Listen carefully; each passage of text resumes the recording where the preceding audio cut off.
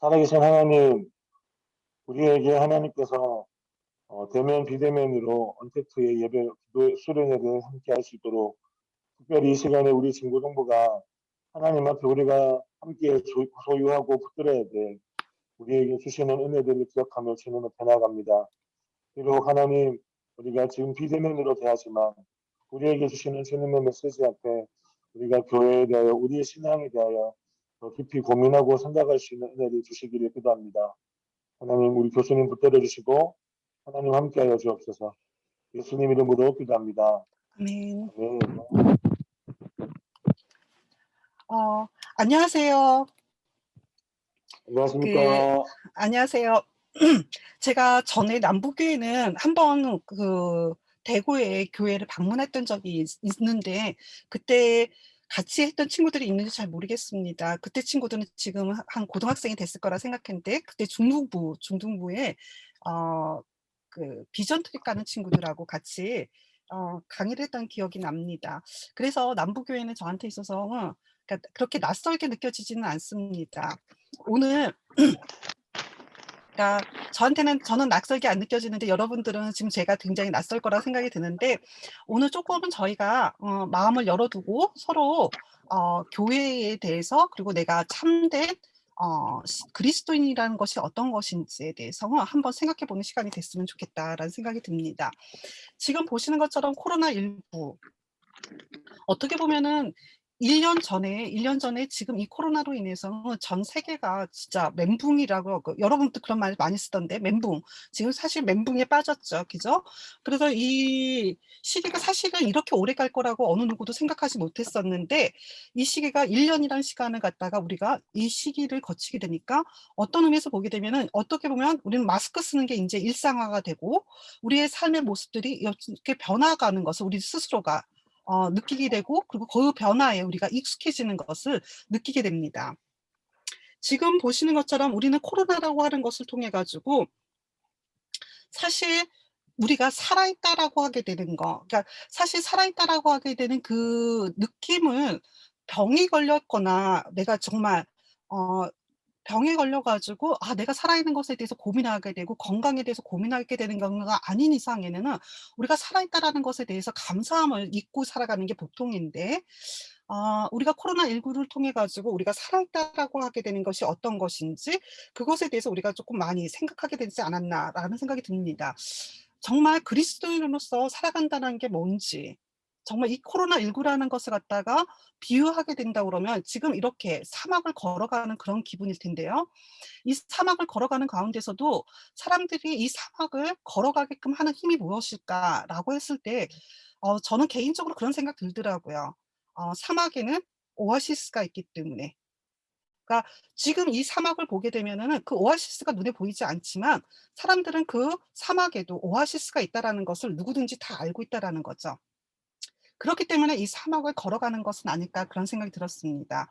그렇다면은 분명히 이 고난의 시기 코로나19라고 하게 되는 이 시기 동안에 하나님께서는 분명히 우리에게도 이 오아시스처럼 뭔가 남겨 두신 것이 있지 않을까. '우리가 찾아야 될 희망의 뭔가를 남겨 두시지 않았을까.'라는 생각이 들어요.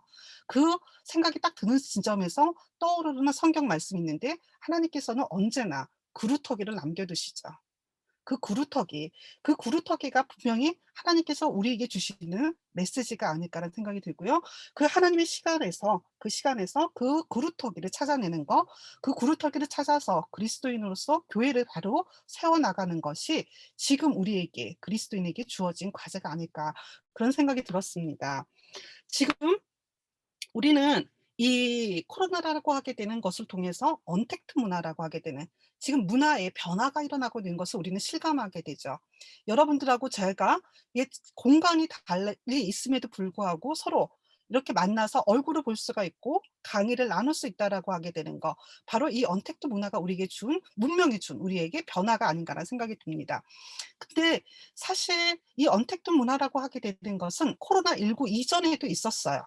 코로나19 이전에도 언택트 문화라고 하게 되는 것에 대한 그런 문화의 양식은 있었죠. 그래서 인터넷을 통해 가지고 우리가 전 세계에 있는 사람들하고 통화를 했었고 그리고 나눔을 하는 거. 그게 바로 언택트 문화였죠.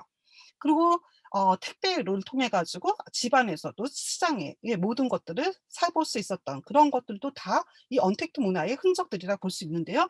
지금 이 코로나19로 인해 가지고 그 상상했던 일들이 어떻게 되면 더 빨리 우리 앞에 현실로 됐고 이것을 우리는 배워야 되는 그러한 시점에 다다르게 됐다라는 거죠. 바로 이 시기에 이렇게 세상이 이 코로나19로 인해서 세상은 빨리빨리 변화가고 있고 문화라고 하게 된 것도 그 변화의 조짐 속에서 굉장히 빨리 정착하고 있는 것을 보게 되는데 거기에서 나타나고 있는 하나의 사건들이 우리를 갖다가 굉장히 마음 아프게 함께 됩니다. 여러분들 그 위에 있는 사진 보시게 되면은 최근에 문제가 일어났던 곳인데요. BTJ라고 그러죠. Back to 예루살렘이라고 하게 되는 것의 약자로 쓰게 되는데요. 인터콥 센터 그리고 그 밑에에는 여러분들이 살고 계시는 그 대구에서 처음에 코로나의 진원지가 됐던 곳이 있죠. 신천지.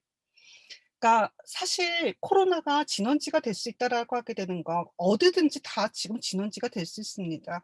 근데 어디가 진원지가 된다는 것에 대해서 그 사람이 '아 진원지가 됐다.' 그래서 그것에 대해서 책임을 묻는다는 것은 사실 지금의 이 전염병의 상황에서는 그거는 참 어려운 일이라 생각이 듭니다.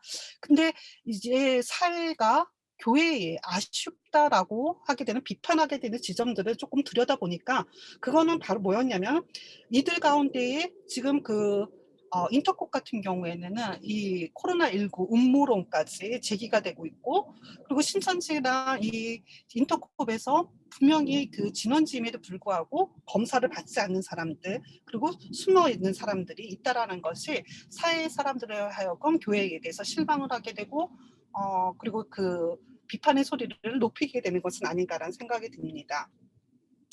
자 이렇게 되니까 많은 사람들이 "야 요새는 인터넷 켜기가 굉장히 무섭대요."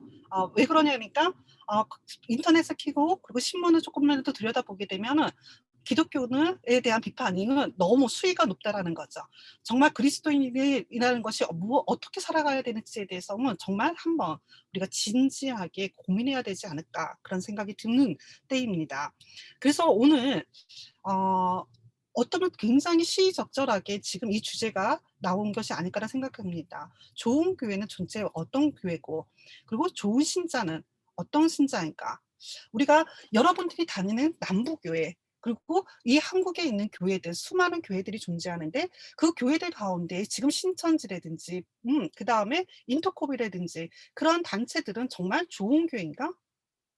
라고 하게 되는 의구심이 든다라는 거죠. 어떤 교회가 그러면은 좋은 교회인지, 그러면은 그곳에 다니고 있는 우리는 정말 좋은 신자인지, 어떻게 이러한 상황에서 행동하는 것이 좋은 신자인지, 참 여러 가지 질문들이 우리에게 포와 같이 우리에게 제기가 되지 않을까 생각이 듭니다. 이런 생각 상황 속에서 참된 교회의 표지라고 하게 되는 거 바로 여기에 우리가 초점을 맞춰서 이 큰 주제 좋은 교회, 좋은 신자라고 하게 되는 것에 대해서 생각해 보려고 합니다.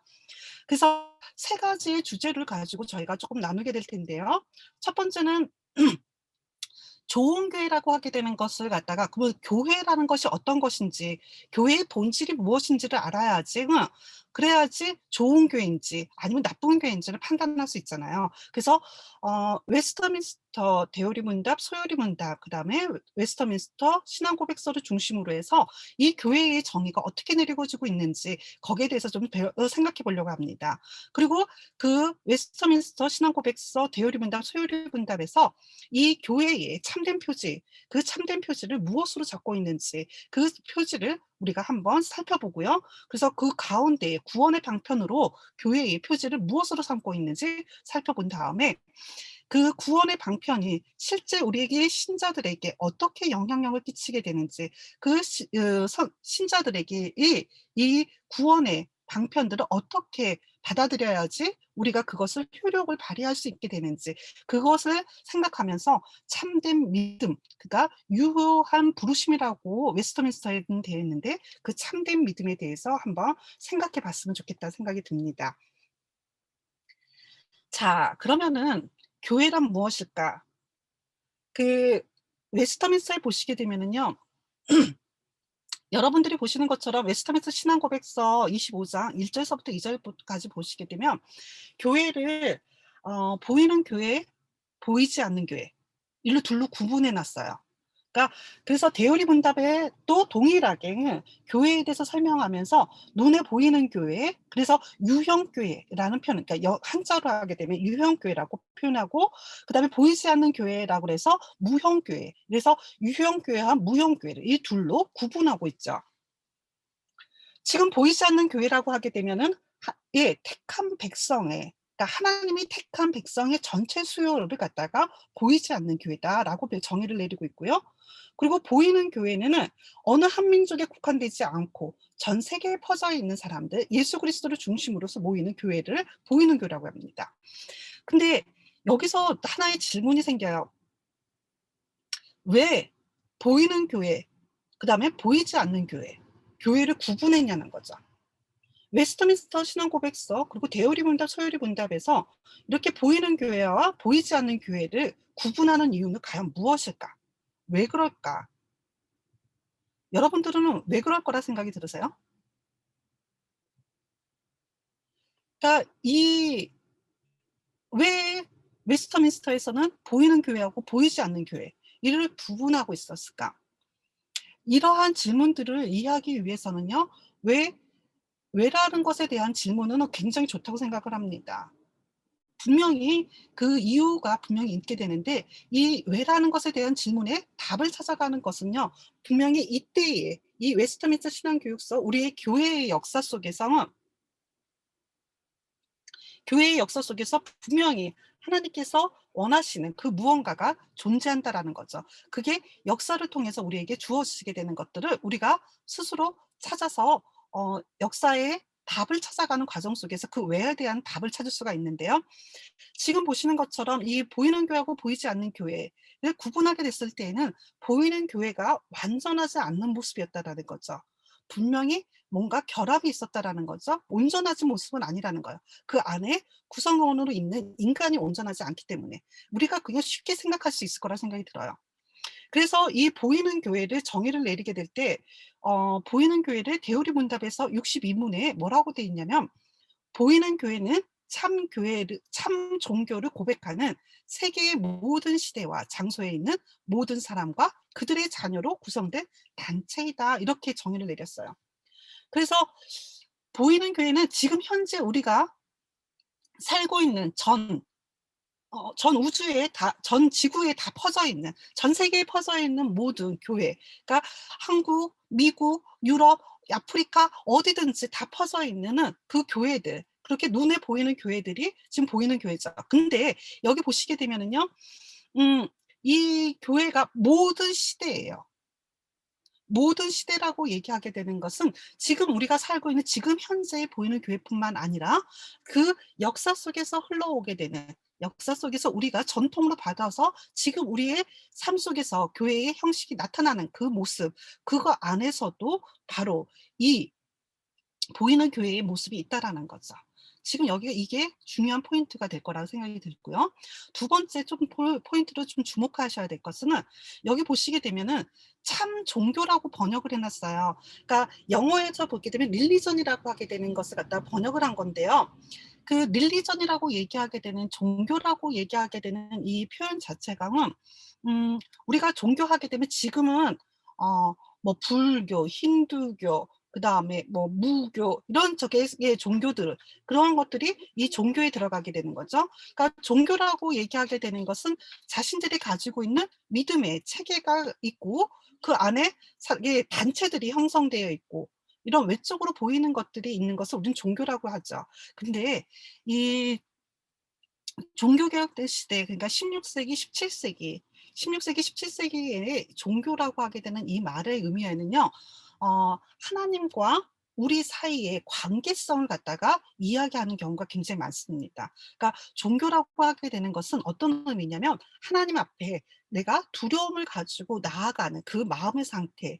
그러니까 여러분들이 잘 아는 것처럼 그 모세가 하나님 앞에 부름을 받았을 때 그 가시나무 떨기에 그 앞에서 두렵고 떨리는 마음으로 그 앞에 서 있었던 거와 동일한 거죠.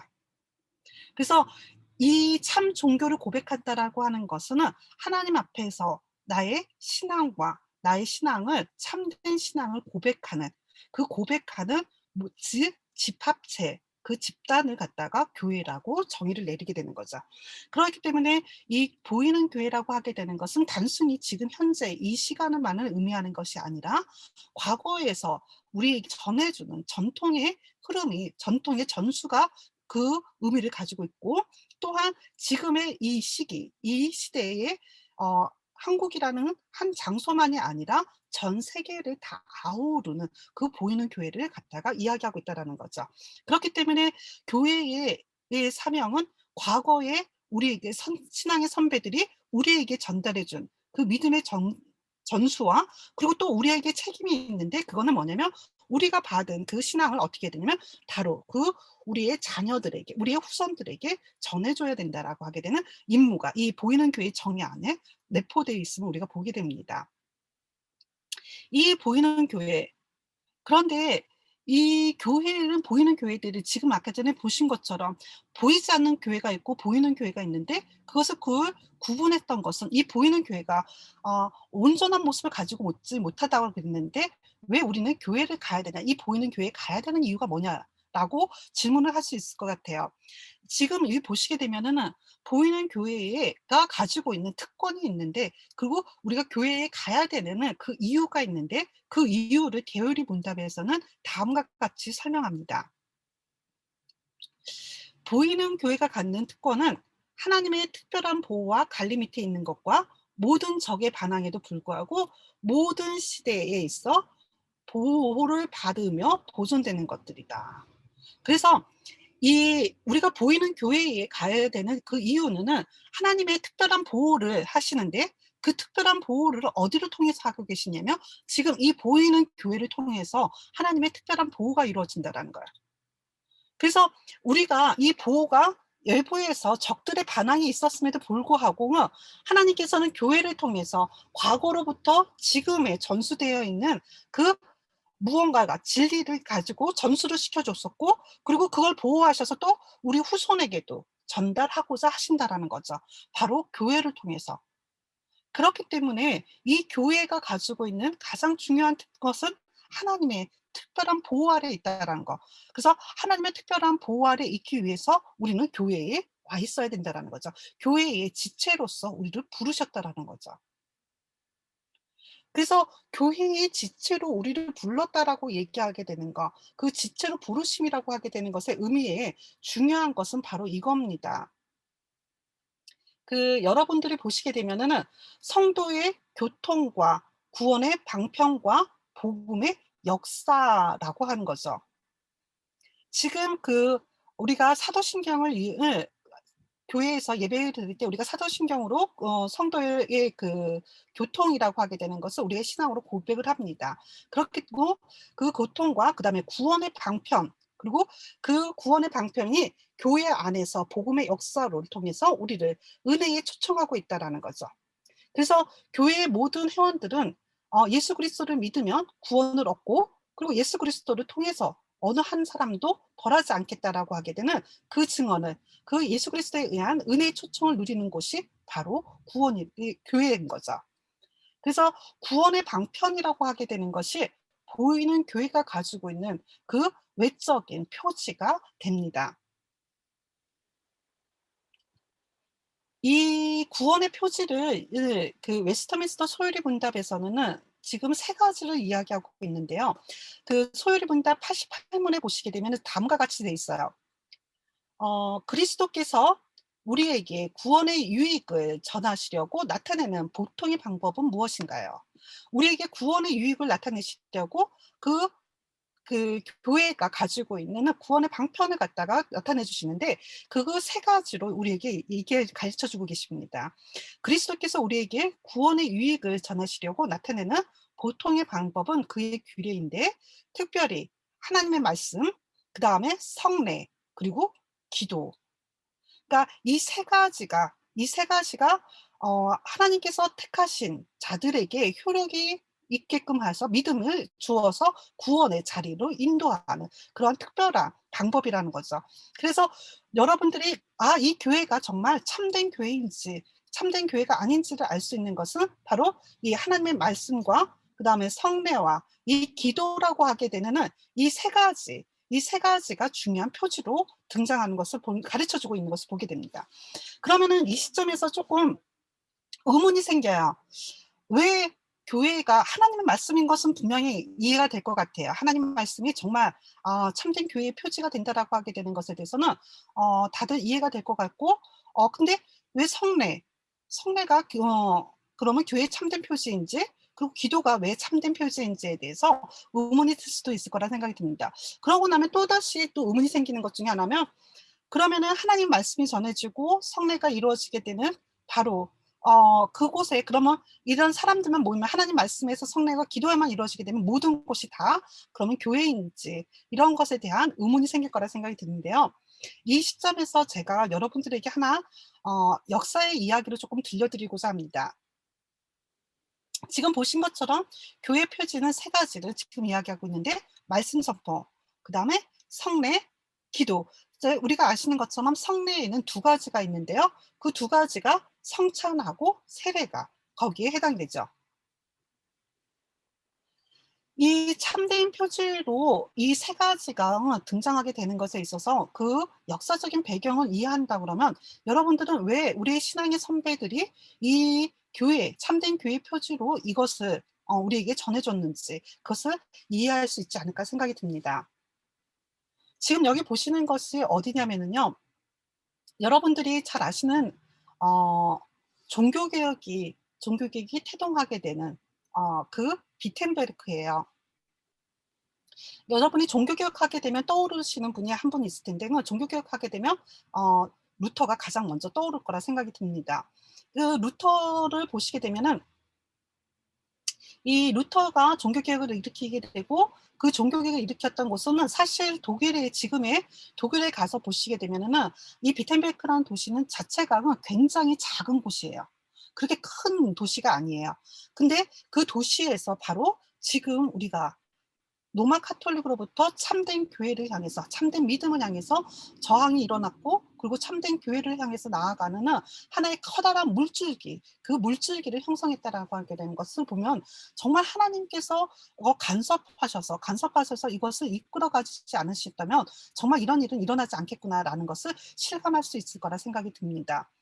이 비텐베르크의 여기 보시게 되면 이 두 가지 탑이 보이는, 두 탑이 이렇게 나란히 있는 곳이 있는데요.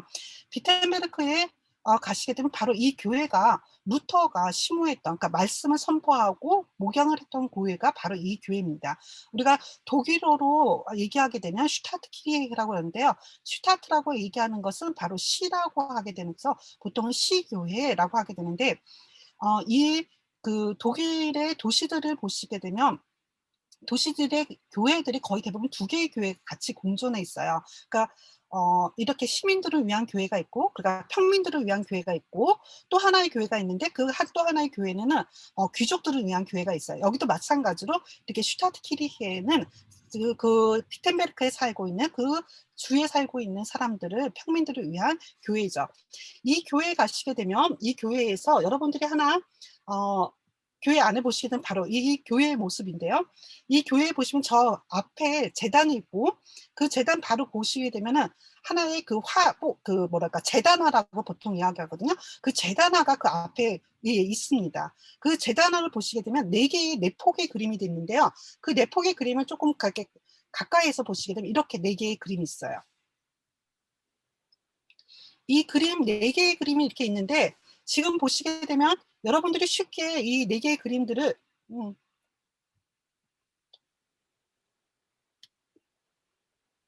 네 개의 그림이 있는데, 네 개의 그림 보시게 되면은 이 위치가 되게 재밌는데요. 요 아래쪽에 있는 그 그림 보시게 되면, 아래쪽에 있는 그림이면 예수 그리스도의 십자가가 있고요. 그죠?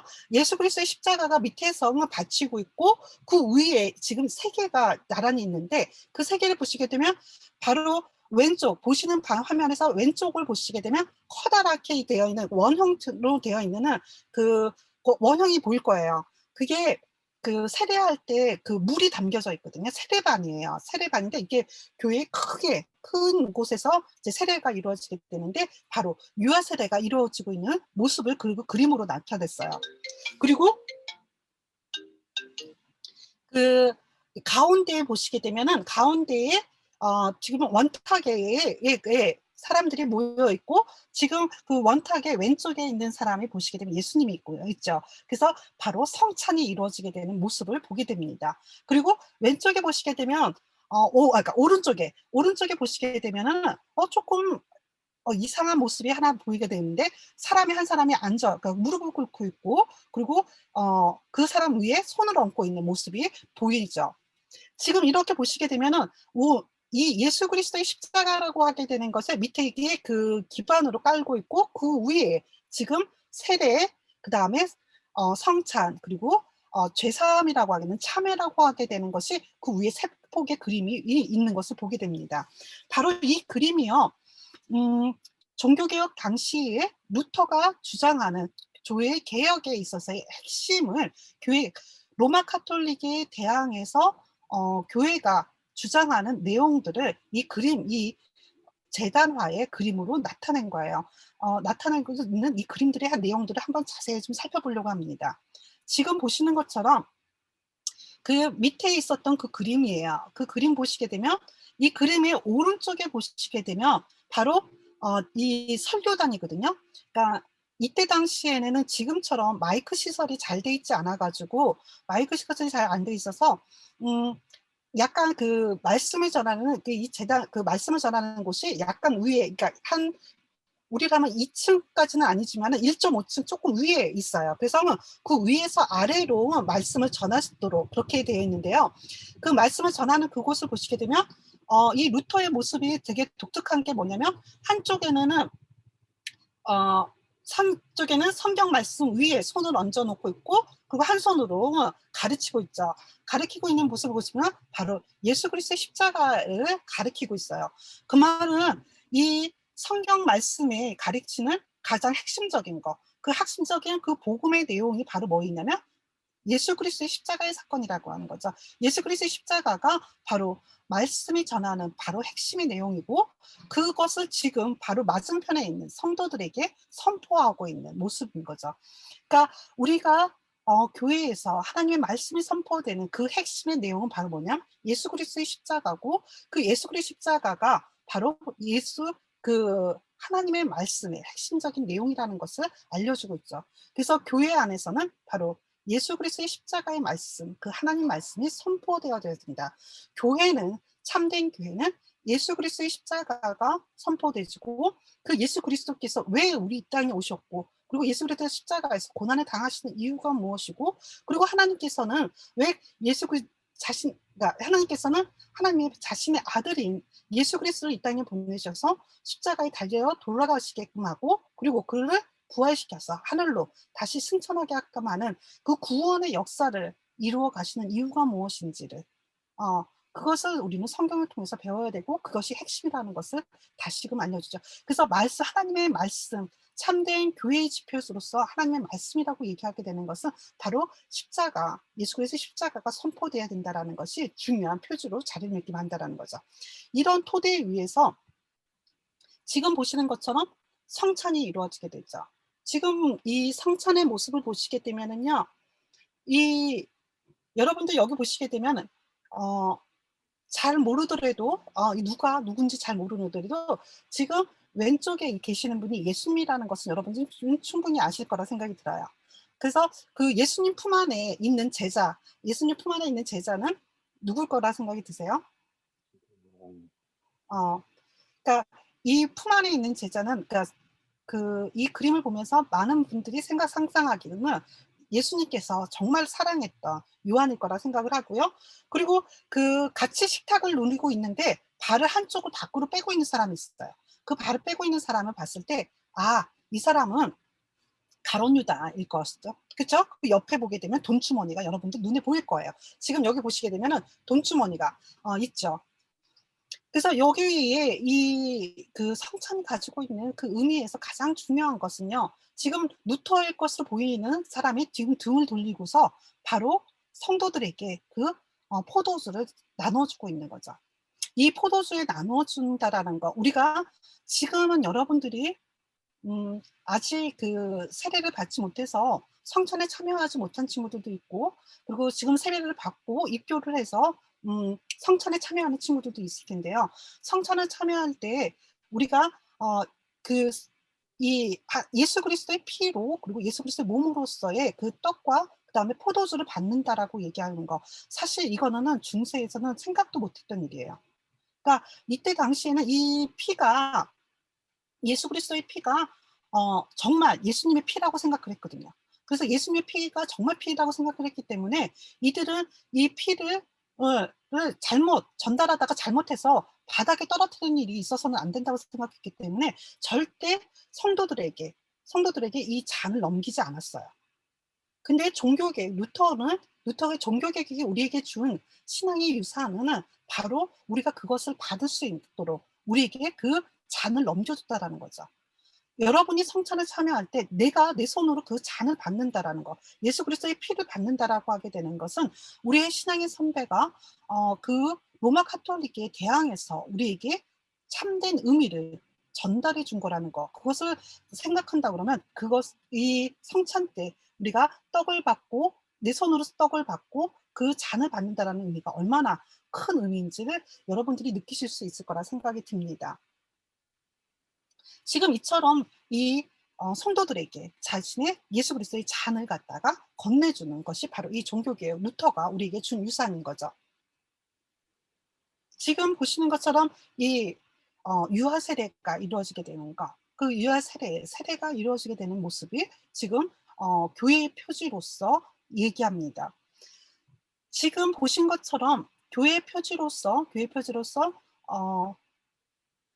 루터는 하나님의 말씀과 그다음에 지금 성찬에서 얘기하게 되는 성찬과 그다음에 이 세례를 교회의 참된 표지로서 이야기하죠. 거기에 하나 더해서 루터가 봤을 때의 참된 교회 표지로서 또 하나의 성례를 이야기하게 되는 게 이 참회의 모습이에요. 이 참회의 모습이 어떤 의미에서 본다 그러면은 아직까지도 중세에서 종교 개혁으로 넘어가게 되는 그 중간에서 '그가 있었던 것은 아니었을까?'라고 하게 되는 오해를 불러일으키게 되는 그림인데요. 이 그림을 조금 이해하기 위해서는요. 여러분들이 그 루터가 종교 개혁을 하기 위해서는 95개조 논제를 교회 벽에다가 붙였다라는 것은 여러분들이 역사 시간을 통해서, 그리고 교회에서 종교개혁 주간을 통해 목사님의 설교를 통해서 들어서 다들 알고 계실 거라 생각이 듭니다. 그 역사의 이해와 조금 맞물려 있어서 그 이야기를 조금 들려드릴게요. 지금 아시는 것처럼 이 면벌부를 판매하는 것이 그때 당시에 루터가 종교개혁을 일으키기 위해서는 단초를 제공했죠. 이러한 그 교회가 자신들의 부를 축적하기 위해서는 이런 면벌부를 팔았다라는 거. 이것이 그 루터로 하여금 교회를 개혁해야겠다라고 하게 되는 불같은 그러한 열정이 일어나게끔 했는데요. 이게 바로 그 비텐베르크에 있는 또 하나의 교회입니다. 이 교회가 슐로스키르케라고 하는데요. 이 슐로스키르케가 바로 그 귀족들의 교회이죠. 이 귀족들의 교회인데 바로 그 사람들이 마주보고 있는 그쪽에 요쪽인데요. 여기에 바로 어 귀족들의 교회이기 때문에 지금 보시는 것처럼 아까 전의 교회와 다르게 굉장히 교회 내부가 화려하다라는 것을 보게 됩니다. 그러니까 귀족 교회에 이 교회에 바로 이 95개조 논제를 붙이게 되는데요. 그 95개조 논제를 동판에다가 지금 이렇게 다 새겼어요. 지금 새겨 가지고 95개조 논제를 우리가 볼 수 있게끔 이렇게 해 놨죠. 바로 이 교회에다가 그것을 붙여요. 95개조가 붙이게 된 것을 면벌부의 판매를 대해서 잘못했다라고 하는 거, 면벌부 판매는 로마 카톨릭이 잘못한 거야라는 것을 지적하기 위해서 루터가 했다라는 것은 여러분들이 다 알고 있는데요. 95개조의 내용이 무슨 내용인지 그것에 대해서 자세하게 한 번쯤 본 적은 없을 거라 생각이 드는데, 저는 그 95개조 논제 가운데 그 1번 첫 번째서부터 네 번째가 참 중요하다 생각이 듭니다. 그 내용을 조금 보시면은요. 왜 이 루터에게서 참여라고 하게 되는 것이 그렇게 중요했는지를 이해하는 데 도움이 되지 않을까 생각이 들어요. 지금 루터가 95개조 방방문 제1조항으로 또 뭐라고 했냐면 "우리의 주님이시며 선생이신 그리스도께서 회개하라."고 말씀하셨는데, 이는 신자들의 전 세계가 회개가 되어야 한다는 것을 의미한다. 95개조 논제를 하면서 그가 로마 카톨릭을 향해서 바로 "너희들 면벌로 탄핵하는 거 잘못됐어." 이렇게 이야기를 시작하지 않았다라는 겁니다. 가장 중요한 것은 지금 그곳에서 제일 먼저 해야 되는 것은 바로 그 길에서 돌이키는 거, 회개, 우리의 삶 자체가 회개가 돼야 된다라는 거, 그 회개를 이야기하고 있다라는 거죠. 그러면서 두 번째로 이야기하는데, 이 말씀은 하나님께 드리는 성례전적 참회, 곧 사제의 직권으로 수행되는 고백을 속죄로서 이해하지 않는다라고 했어요. 지금 여기서 이해하는 성례전적 참회라는 말인데요. 요게 지금 우리가 이해해야 될 아주 중요한 포인트입니다. 그러니까 중세의 로마 카톨릭에는요, 칠성례라고 하게 되는 게 있었어요. 그러니까 7가지 성례를 가르쳤어요. 그래서 교회는 처음에 아이가 태어나서 세례를 주고 결혼하게 되면 결혼 예식을 하고, 그리고 마지막에 죽음을 맞이하게 되면 장례식 예식을 성례를 하게 되죠. 그래서 태어나면서부터 죽음을 맞이하는 이 과정을, 사람이 살아가는 데 있어서의 과정을 7개의 단계를 설명하면서 그 7개의 단계에 이 성례를 갖다가 교회가 베풀었어요. 그게 하나님께서 주시는 말씀에 근거한 것이다라고 그렇게 가르쳤죠. 그래서 우리가 아는 것처럼 이 세례부터 그다음에 마지막 죽음, 그다음에 결혼 예식, 그리고 성찬이 다 여기에 칠성례 안에 들어가요. 그 이 로마 카톨릭이 하는 칠성례 가운데에 우리가 조금 눈여겨 봐야 될 것은요. 여러분이 잘 아는 것처럼 로마 카톨릭에서 그 성례 가운데 또 하나, 지금까지도 하고 있는 것이 하나 있는데, 그게 바로 뭐냐면은요, 고해성사라고 하게 되는 거죠. 고해성사. 우리가 아는 것처럼 어떤 죄를 범하게 되면 죄에 대한 용서를 구하기 위해서 사제에게 막 달려가게 되죠. 사제에게 달려가서 자신의 잘못을 갖다가 고백하는 거, 그게 바로 성례전적 참회다라고 얘기합니다. 이 성례전적 참회를 그래야지 어 죄에 대해서 자유함을 얻었다라 그래요.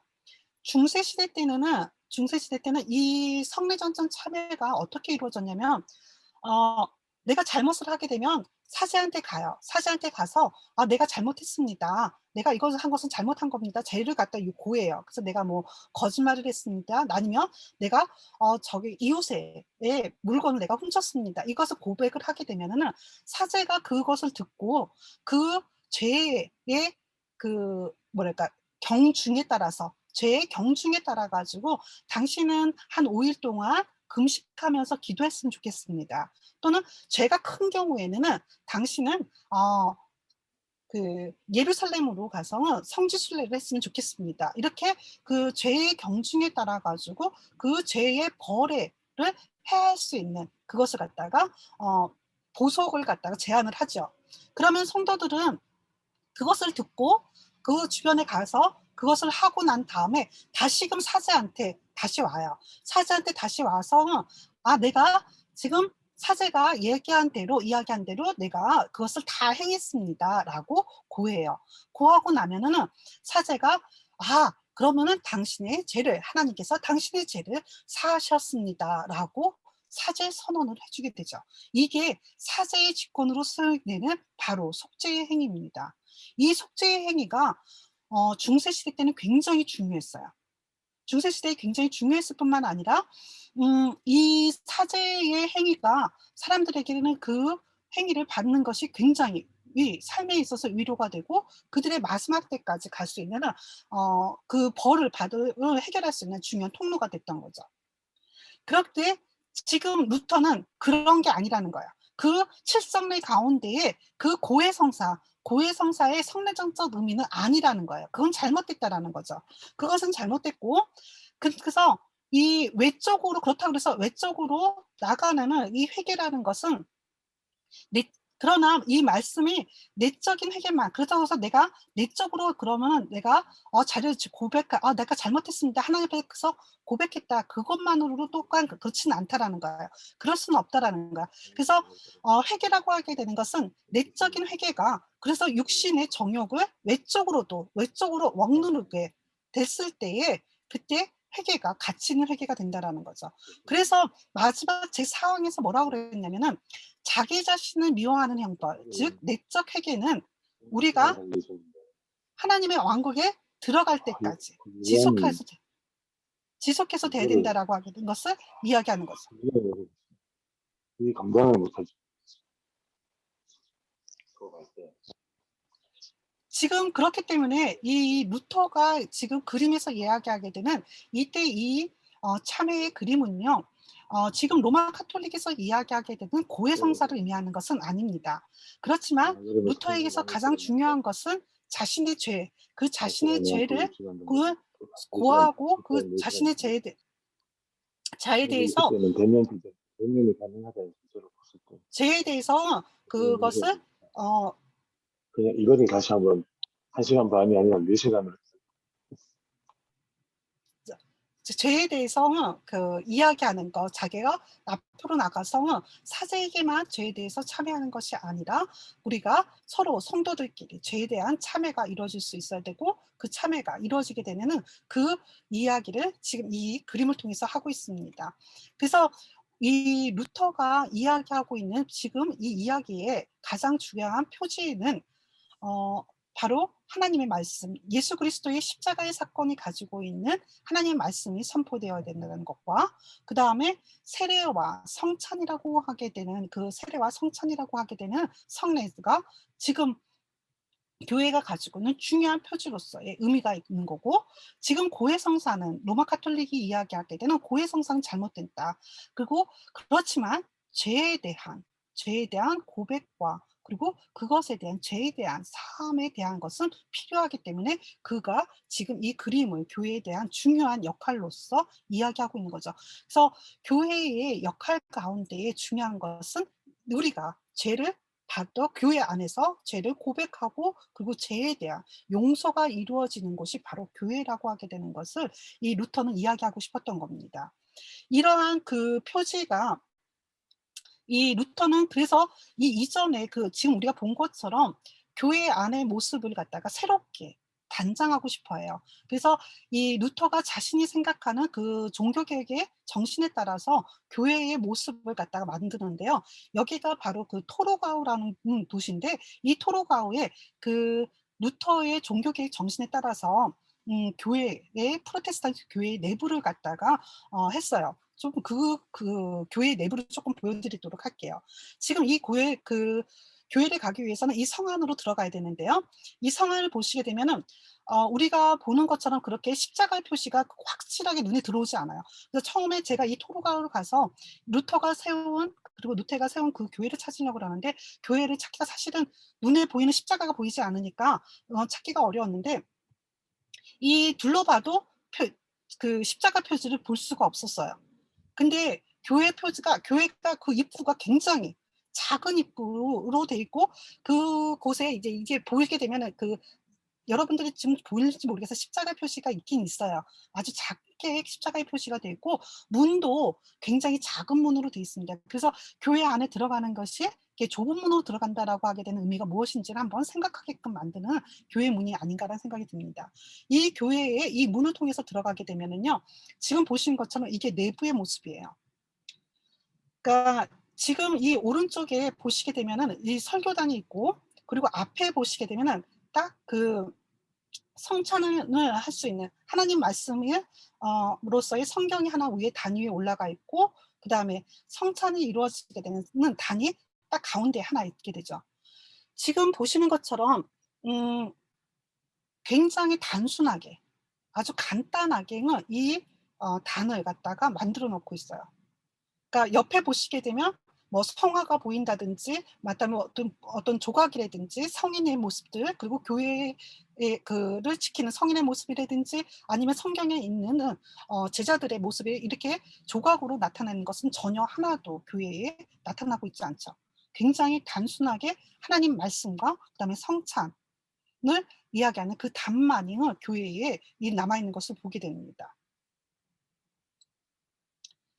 지금 보신 것처럼 우리의 신앙의 선배들은 교회가 가지고 있는 참된 모습은 교회 안에서 바로 하나님의 말씀이 선포돼야 된다라는 거. 그 하나님의 말씀이 가장 핵심적인 내용은 예수 그리스도의 십자가라고 하게 되는 것을 선포돼야 된다라는 거. 그것을 우리에게 신앙의 유산으로 물려주는 거죠. 그래서 참된 교회라고 한다면은 바로 말씀이 선포돼야 된다라는 거.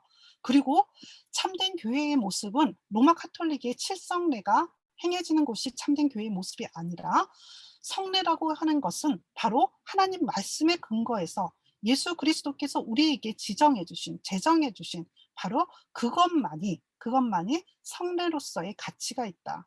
그래서 7가지의 성례, 로마 가톨릭이 7가지의 성례를 갖다가 이야기했지만, 참된 성례에 교회가 가야 될, 아주 꼭 교회가 교회로서의 본질로서의 그 어 책임을 다할 수 있는 그것은 딱 2가지의 성례만이 교회의 참된 표지가 된다라고 하는 것을 우리에게 신앙의 유산으로 물려준 거죠. 그게 바로 세례와 성찬인 거죠.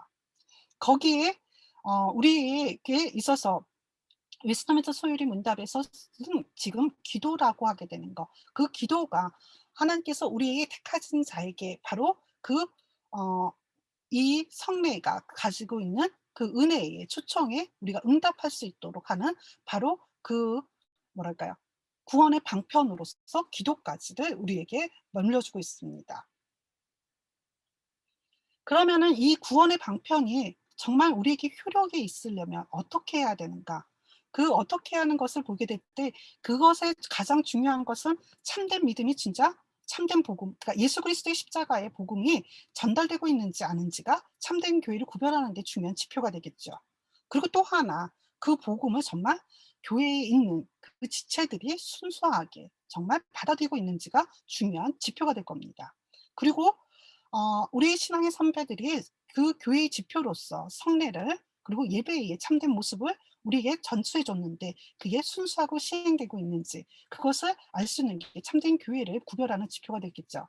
바로 여기에서 우리가 조금 주목하고 싶은 것은요, 우리가 참된 지표로서 전달하고 있는지, 그리고 시행하는지는 교회의 부름을 받는 목회자들의 몫이에요. 목회자들이 그것을 어떻게 시행하는지, 참되게 시행하는지가 되겠죠.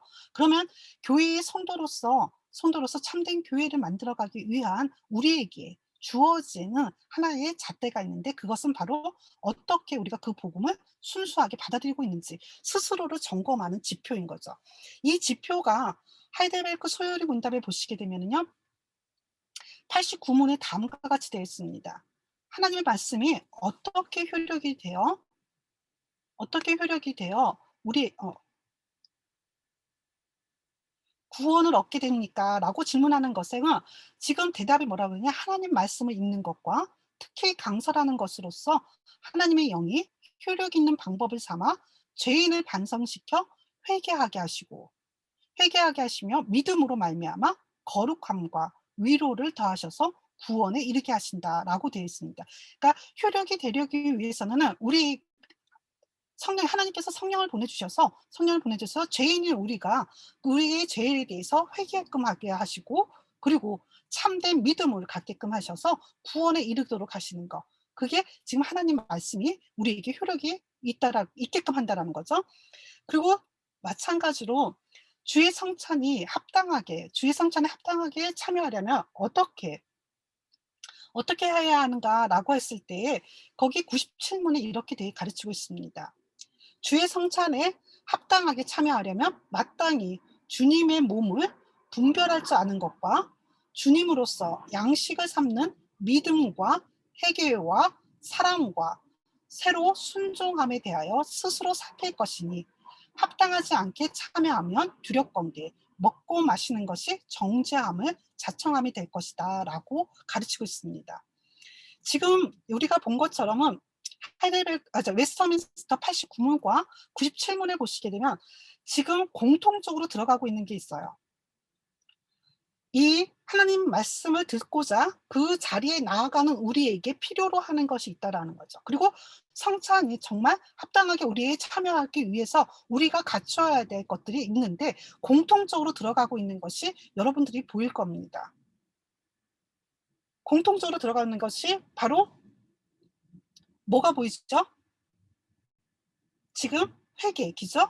회개, 회개가 주의 성찬, 그리고 또 하나가 있게 되는데 바로 믿음이라고 하게 되는 것이 그 자리를 맡김하죠.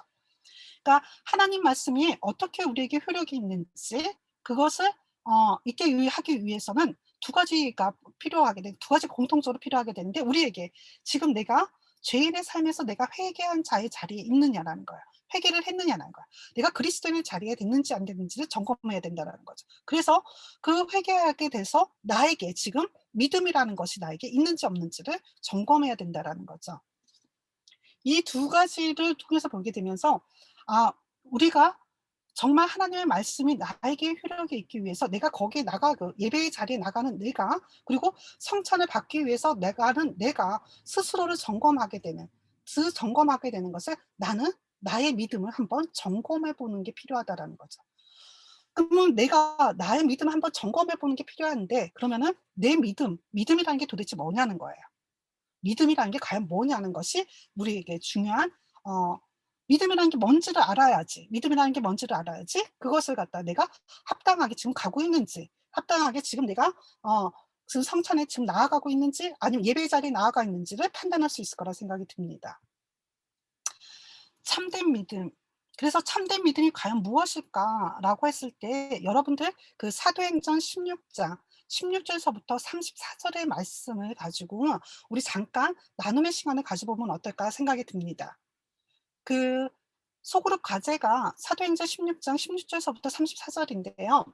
그 16장 16절서부터 34절의 를 읽으시면서 한번 제가 지금 한 3 가지 정도의 질문을 지금 던졌는데요. 소그룹 안에서 한번 그것을 논의해 보고 그리고 나서 다시금 이 그룹 안으로 들어오셔 가지고 같이 이야기를 나눠 보면 어떨까 생각이 듭니다.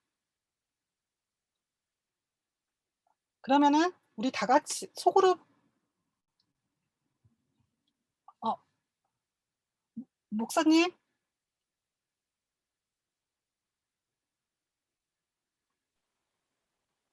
예, 교수님. 그러면 제가 소그룹을 그냥 나눌까요? 아니면 소그룹이 이미 나누어져 있는 상태인가요? 저희가 함대별로 이제 각 중등부, 고등부별로 소그룹이 나눠져야 되는데요. 예예. 어, 지금 저기 호스트를 다시 한 번만 넘겨주시면 예예. 제가 방을 그러겠습니다. 금방 나누고 다시 옮기겠습니다. 예. 그러면 제가 호스트를 넘겨 드리겠습니다. 예, 감사합니다. 넘겼습니다, 목사님. 예,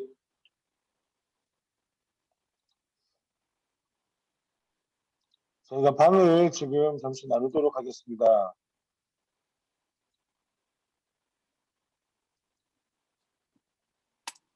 저희 호스트 방을요, 어,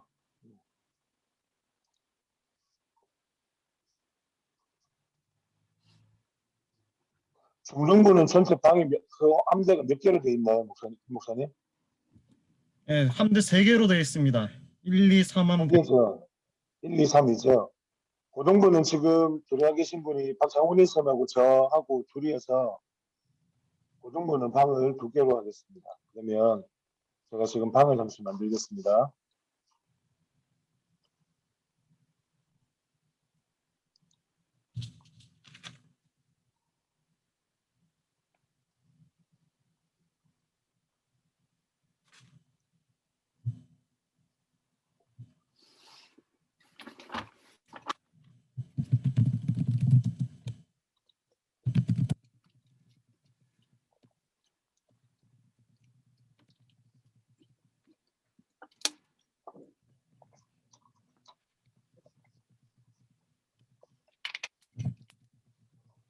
혹시 김태웅 목사님께서 방을 지금 만들어 주실 수 있을까요? 제가 호스트를 잠시 넘겨드릴게요. 예, 여기서 지금 네, 예, 저한테 한번 넘겨봐 주세요. 네.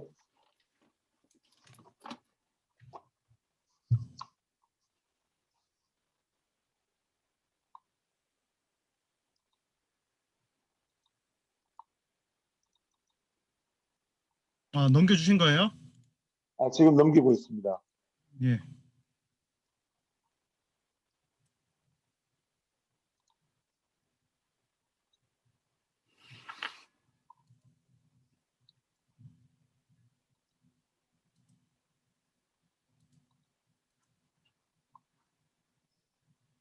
잠시만요. 지금 얘가 문제가 문제고. 네.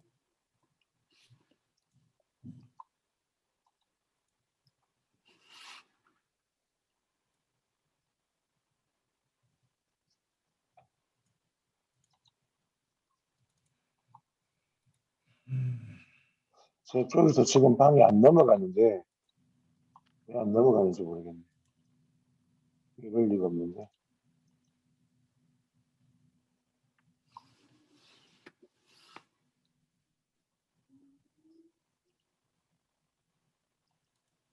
네, 지금 넘기겠습니다. 호스트웨이요.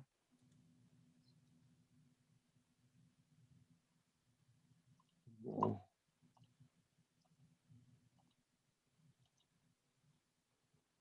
교수님 호스트가 지금 혹시 처음에 열었던 걸로 돼 있나요? 아니면 저 이름으로 옮겼나요? 호스트요? 네네.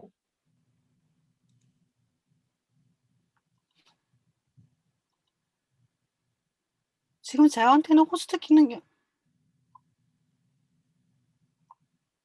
어, 저는 잘 모르겠는데 지금.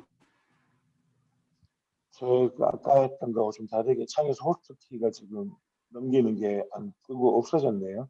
아, 그래요? 이게 왜 그렇게 되는지 모르겠는데 이게 지금 제가 쓰는 게 아니어서 예, 예. 예, 아, 양신혜 교수님 그 사람을 클릭한 다음에 그 화면을 사람 화면 클릭하시고 네, 이동시키셨나요? 예.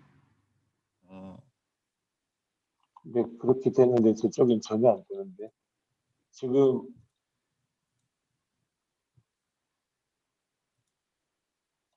그러면 지금 이게 지금 현재 그럼 호스트가 없는 건가요? 잠깐만요. 누가 호스트? 잠시만요.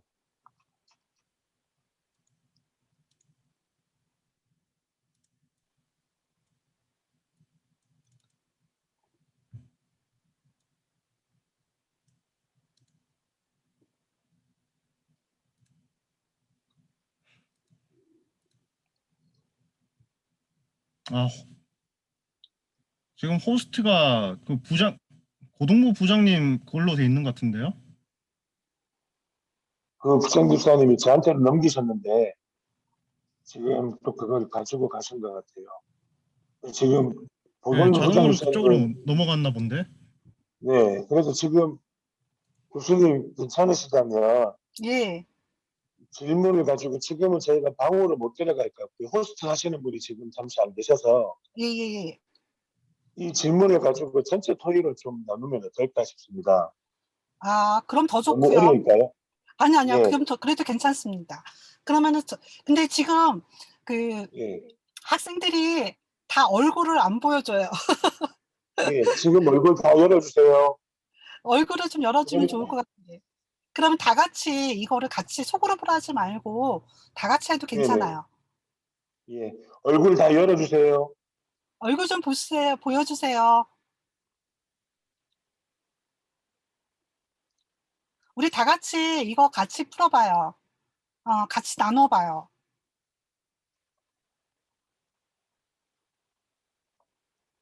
김성, 유하민, 유아준, 유아민, 예, 얼굴 다 열어주세요.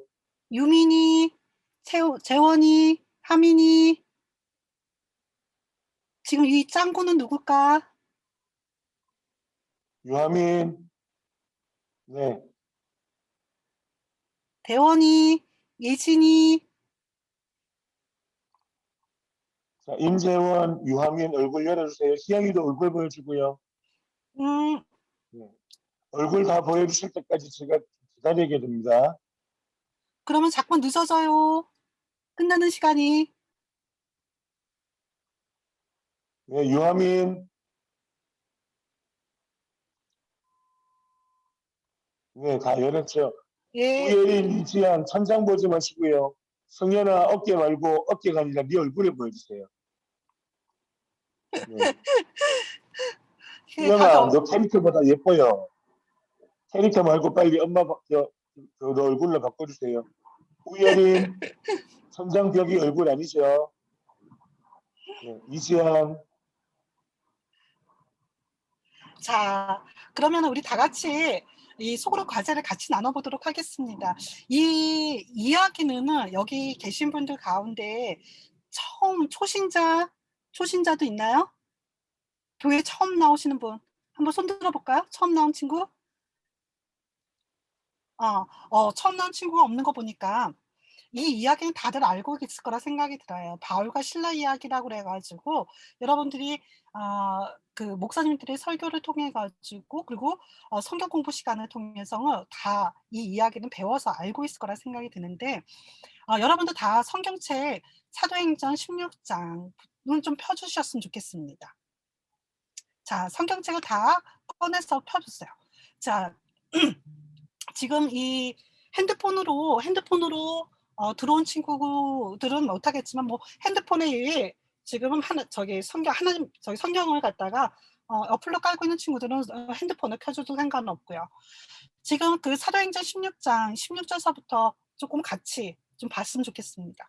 근데 그 빨리 끝났으면 바랄 거라 생각이 들어가지고 이 이야기는 전체를 다 알고 있으니까 그 한 구절 한 구절 다 읽지는 않겠습니다. 읽지는 않는데 전반적인 이야기를 한다 그러면은 바울이 귀신이 들려가지고 미래를 점치는 여인이 있었는데 그 여인에게서 귀신을 쫓아내 주죠. 그래서 병을 고쳐줘요. 병을 고쳐주니까 그 귀신을 통해 가지고 그 미래를 점치기 때문에 그 여인을 통해서 돈을 많이 벌었던 주인이 이 바울을 갖다가 고소하죠. 그래서 이제 그 감옥에 들어가게 돼요. 감옥에 들어갈 때 그날 이제 뭐예요? 지진이 일어나잖아요. 지진이 일어나니까 지진이 일어나서 벌떡 일어나서 보니까 감옥 문이 열린 거예요. 그 열렸으니 어떻게 하겠어요? 이제 자신은 죽었다 생각하니까 이제 칼로 자결하려고 그러죠. 극단적인 선택을 하려고 하는 것을 바울이 그렇게 하지 말라라고 그러죠. 우리는 다 여기 있으니까 그렇게 하지 마. 이렇게 얘기하고 그러니까 이 간수가 물어봐요. 무릎 꿇고 뭐라고 물어보게 되면 어떻게 해야 우리가 구원을 받습니까? 라고 물어보니까 아시는 것처럼 이 바울이 얘기했죠. 주 예수를 믿으라. 그리하면 너와 네 집이 구원을 얻을 것이다. 라고 하게 되는 아주 유명한 이 구절을 선포합니다. 지금 이 이야기 전체가 지금 이 이야기예요. 핵심적인 내용은 이렇게 되는데 여러분들이 그 이야기를 한 구절 한 구절 조금 보시게 되면은 아주 재밌는 것이 하나 눈에 띄어요. 여러분들이 그것을 눈여겨서 봤는지 잘 모르겠는데 그 16장 18절 말씀 잠깐만 보면은요. 16장 18절 말씀에 가게 되면 그렇게 돼 있어요. 이같이 여러 날을 하는지라 바울이 심히 괴로워하여 그랬어요. 심히 괴로워하여 돌이켜 귀신에게 이르되 이렇게 얘기했어요. 그러니까 이같이 여러 날을 하여 그랬으니까 이같이 여러 날 그러니까 이같이라는 말이 뭐라고 하니까 이같이 무슨 일이 있었냐는 거예요.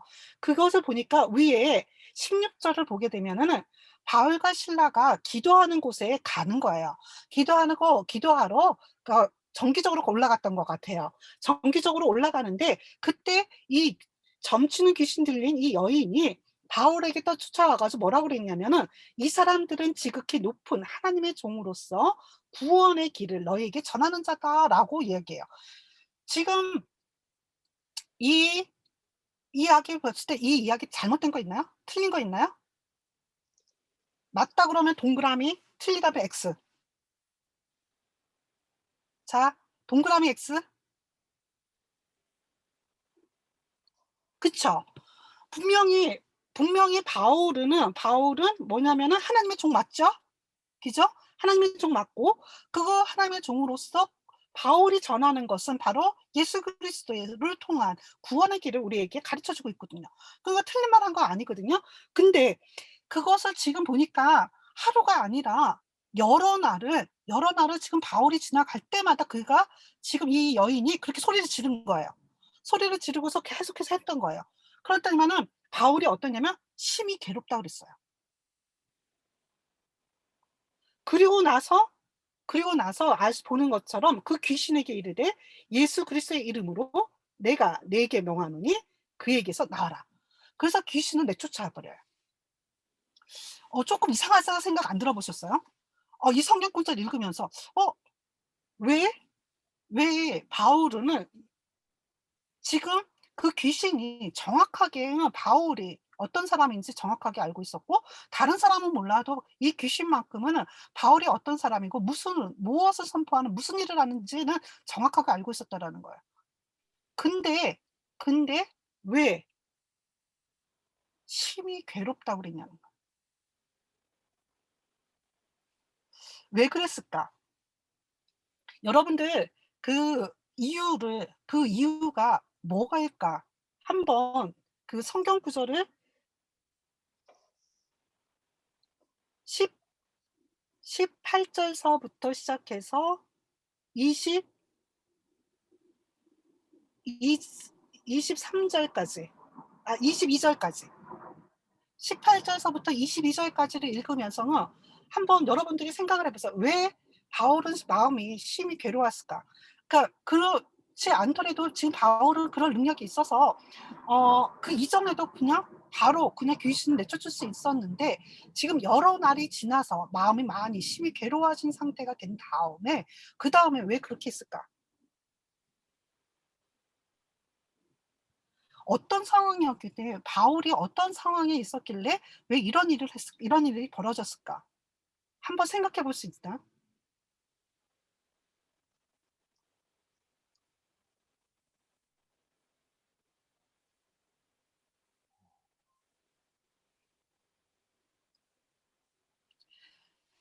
여기에 그 단초가 되는 단어 글자 두 글자예요. 두 글자를 찾아보자. 누가 찾든지 찾은 사람은 손을 들어줘서 흔들어 주세요.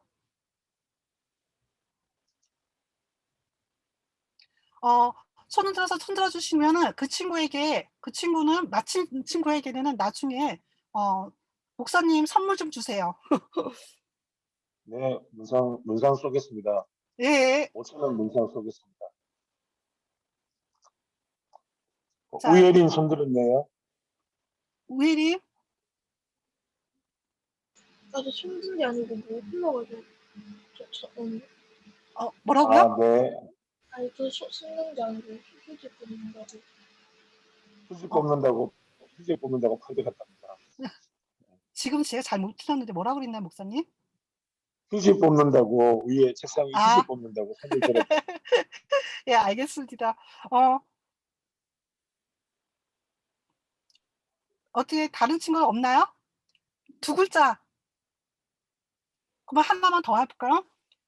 그 가운데에 도시 이름이 있어요. 이러면 다 알 것 같은데? 도시 이름?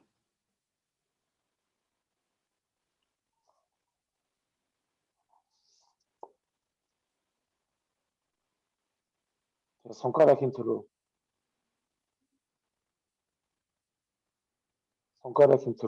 어딨나요? 도시 이름 찾은 사람?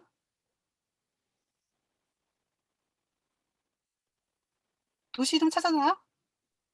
로마요? 맞습니다. 로마. 지금 이 로마의 상황이 도대체 로마가 어떤 상황이었길래 이 바울이 이렇게 심히 괴롭다라는 표현을 썼을까?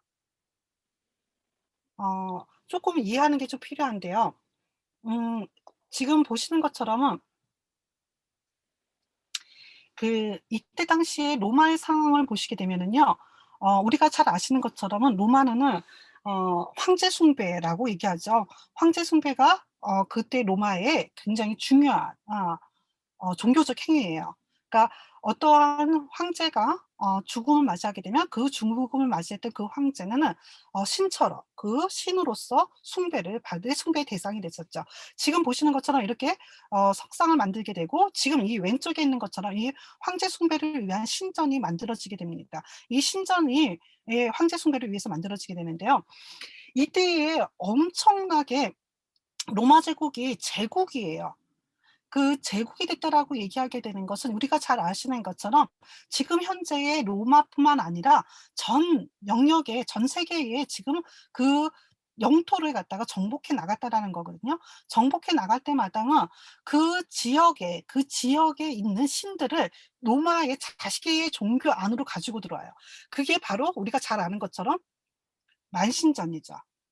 이 만신전이라고 하게 되는 것 자체에 그 모든 신들이 지금 이 안에 모든 신으로 가지고 들어와요. 그러니까 로마가 그때 당시에 로마 제국으로서 그렇게 힘을 발휘할 수 있었던 것은 바로 이 만신전 종교 정책이 성공해서 그랬다라고 이야기합니다.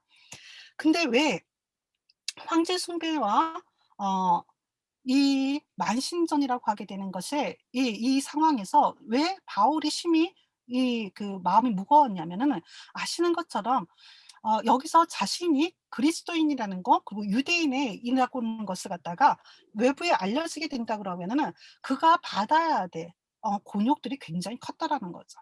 그러니까 현실적으로 자신이 복음을 전하러 그곳에 와서 예수 그리스도를 전해야 되는데 자신이 예수 그리스도를 전했을 때 지금 내가 전하는 예수 그리스도가 지금 만신전 그 황제 숭배가 아니라는 것을 갖다가 외부에 알려지게 됐을 때에 자신이 받아야 될 고초라는 것은 너무 명확했다라는 거죠. 거기에 대해서 그가 약간의 마음의 흔들림, 고민의 흔적들이 거기에 있었다라고 보여집니다. 지금 본 것처럼 그렇기 때문에 이 심히 괴로워하는 가운데에 지금 예수 그리스도의 이름으로 그 귀신을 쫓아내게 되는 기도를 통해서 그 일을 행하시게 되는 거죠. 그리고 나서 아시는 것처럼 다시 감옥에 들어가요. 그러니까 성경에서 보시게 되면은 자신이 돈을 못 벌게 된다라고 하게 되는 것은 이면적인 거지만 거기에 바울을 감옥에다가 고소하게 되게 되는 이유들을 보시게 되면은 여러분들 19절을 보시게 되면 여종의 주인들은 자기 수익의 소망이 끊어진 것을 보고 그리고 거기서 20절에 가게 되면 뭐라고 그랬냐면 상관들 앞에 데리고 가서 말하되 이 사람들이 유대인인데 우리 성을 심히 요란하게 한다라고 하게 되는 제목으로 그리고 그 다음에 21절 로마 사람인 우리가 받지도 못하고 행하지도 못할 풍속을 전한다라고 하게 되는 그 이유가 바로 이 의미 안에 18절의 의미 안에 내포되어 있을 거라고 보여집니다. 그러면은 지금의 간수가 가지고 있는 신앙은 그때 당시에 로마 제국이 가지고 있는 만신전에서의 신앙과 황제를 숭배하는 황제 숭배의 신앙이 이 간수가 가지고 있는 신앙이었을 것으로 유추할 수 있게 되죠. 그러면은 이 본문을 우리 간수의 입장에서 한번 생각을 해봤으면 좋겠어요. 27절에 보시게 되면은요. 간수가 자다가 깨어 옥문들이 열린 것을 보고 죄수들이 도망간 줄 생각하고 칼을 빼어 자결하려 하거늘 그랬어요. 지진이 일어난 것은 지금 우리가 생각할 때 지진이 일어났다라는 것은 이 간수가 뭔가를 잘못한 게 아니거든요. 그죠? 간수가 잘못한 게 아니라 그것은 자연이 어찌할 수 없는 상황이거든요. 어찌할 수 잔수를 지진이 안 일어나게 할 수 있는 능력을 가지고 있다 그러면은 그게 책임이 간수한테 간수에게 책임을 추궁할 수 있겠죠. 근데 지금 상황에서 본다 그러면은 간수에게서 그 책임을 추궁한다라는 것은 사실 어렵다라는 거죠. 근데 왜 극단적인 생각을 했을까? 왜 자결하려고 했을까?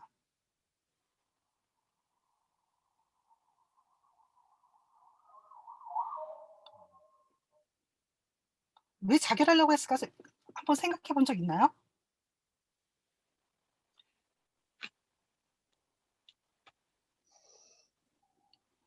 잃어버렸기 때문에 아닌가? 예? 제수가 신들이 도망. 도망하면은, 응, 제수가 도망가게 되면 책임을 뭐 받아야 되는 거 아닌가요? 그쵸. 그러니까 제수가 도망가게 되면은요. 사실 이 황제가 가지고 있는 그러니까 조금 이 황제 숭배가 가지고 있는 그리고 만신전이 가지고 있는 그 신앙의 형태를 조금 이해하는 게 필요하거든요. 이 죄수들이 간수의 책임은 뭐냐면 이 죄수들을 갖다가 지키는 게 그들의 책임이고 책무예요. 그죠? 그러면은 황제는 이 그 간수라는 사람에게 그 책무를 줘요. 그러면 이 책무를 잘 수행하게 되면 이 황제는 이 간수가 잘 살도록 그다음에 다른 나라에 침범이 들어온다 하더라도 침략이 해서 들어와서 전쟁이 일어난다 하더라도 그것으로 인해서 생명이 위협받지 않도록 보호해 주는 역할을 한다라는 거죠. 그러니까 기브 앤 테이크예요. 기본적인 원칙이 그 만신전에 가서 숭배를 하는 것도 그리고 황제 숭배를 하는 것에 기본적인 신앙의 유형에서 가장 중요한 것은 내가 황제에게 이렇게 해서 잘했을 때에 황제도 나에게 그것에 대한 상응하는 그 믿음의 행위에 상응하는 만큼 나를 지켜주고 보호해 준다라는 거죠. 그래서 로마의 법에 따르게 되면은요. 이 간수가 해야 되는 그 임무를 잘 수행하지 못하게 됐을 때에는 그 간수는 어떻게 되냐면 목숨을 잃게 되는 거죠. 그게 로마법으로 제정이 되게 돼요. 그렇기 때문에 이 간수는 내가 자신이 스스로 극단적인 선택을 하게 되는 것은 어차피 죄수가 도망갈 거라 생각했고 그 도망갔다라고 얘기하게 되는 것은 나에게 주어진 책무를 다하지 못했기 때문에 황제로부터 어떻게 해요? 나는 죽임을 당한다라는 것이 정당화된다라는 거죠. 그렇기 때문에 자신의 극단적인 선택을 통해 가지고 극단적인 형태의 자결을 선택한 것으로 보여집니다. 이 간수가 가지고 있는 그 믿음에서는 구원이라고 얘기하게 되는 것은 내가 그 믿는 대상에게 내가 잘할 때 믿는 대상이 나도 어려운 가운데서 힘든 상황에서 그것을 보호해 주고 그것에서 어려운 삶에서 이끌어 준다라고 하게 되는 그 원칙에 따라서 한다라는 거죠. 그게 이 간수가 생각하는 구원이었어요. 그래서 이 간수가 바울이 자결하지 말라고 했을 때 굉장히 놀라서 바로 질문을 던지잖아요.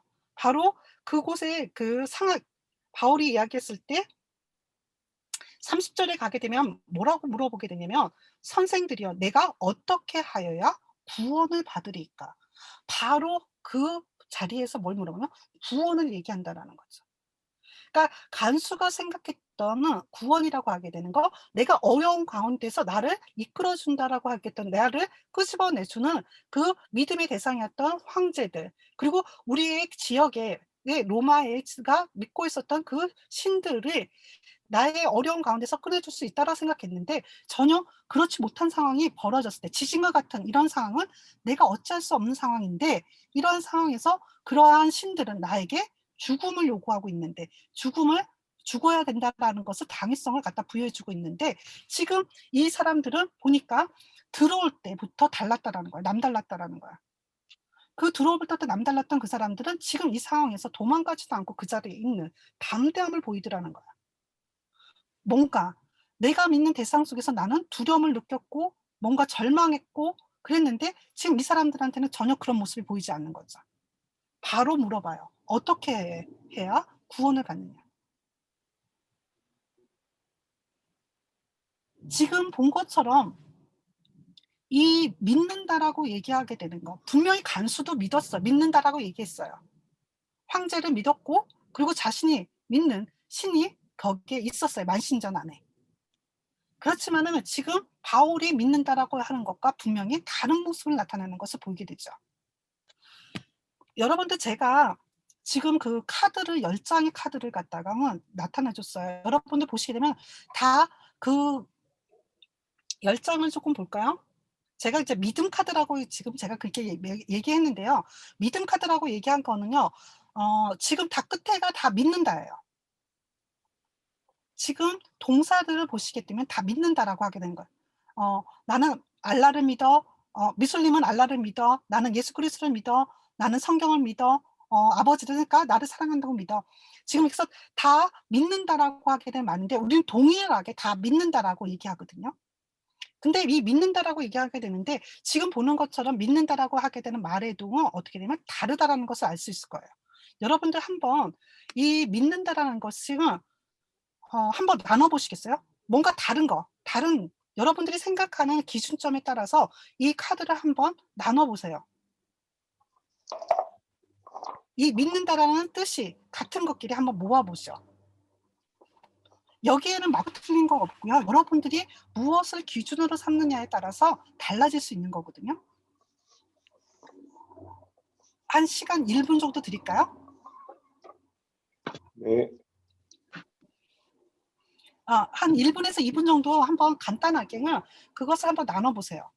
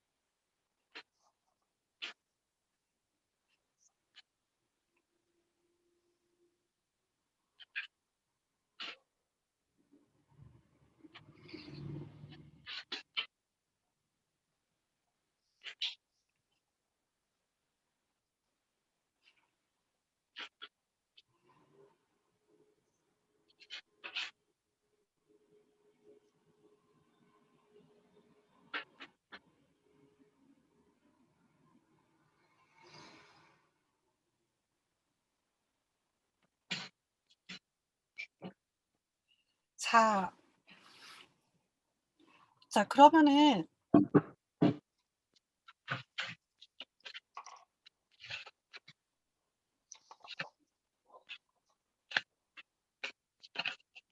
김영주 쌤 액션이 제일 좋으시네요.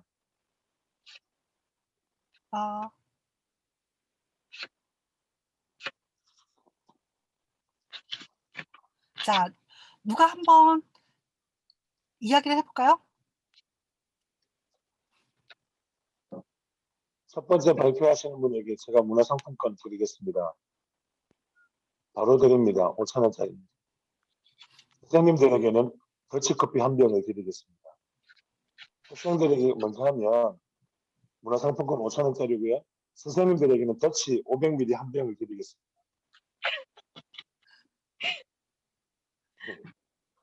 네. 김수미 쌤 파이팅 해주시고요. 커피 받으셔야죠. 우리 장우진 집사님 준비되셨으면 먼저 하셔야 됩니다. 커피 받으셔야죠. 당연한 문상이다.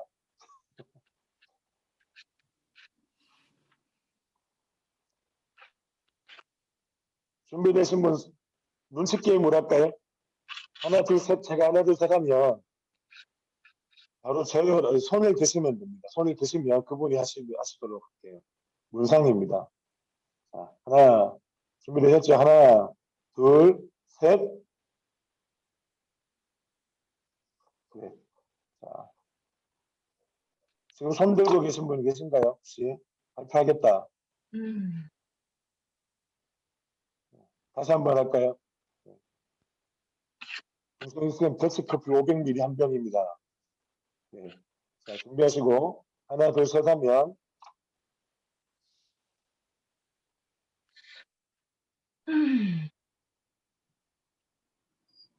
하나, 둘, 셋. 모르겠어. 여기에는 정답 없어요. 그래요? 예, 정답 없어요. 그냥 자기 생각하는 대로 나누시면 돼요. 내가 믿는다라고 하게 되는 것을 이거 보니까 이거 좀 다른 것 같아. 이렇게 생각하는 대로 나누시면 돼요.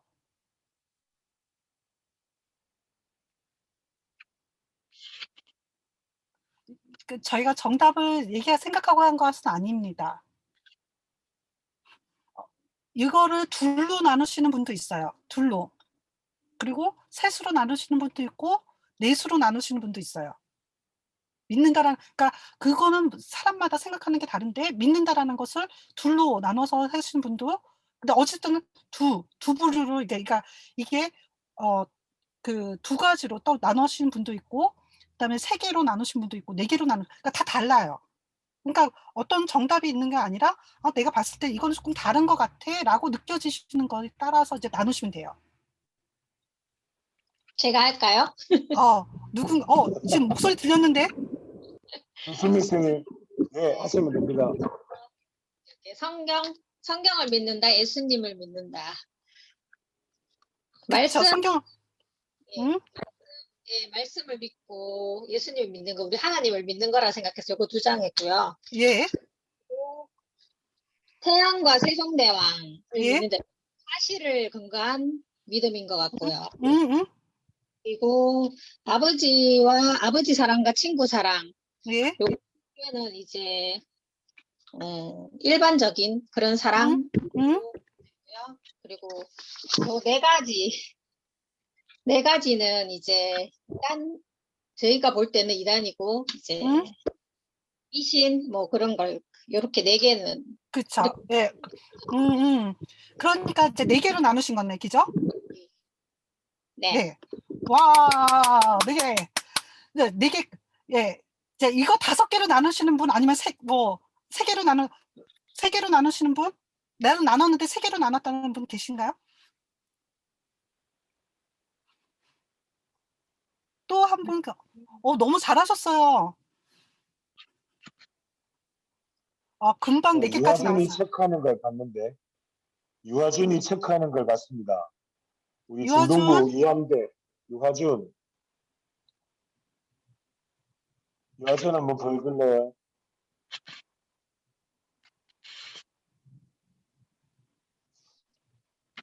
자, 오디오 열어서 유아준이 발표해 주세요.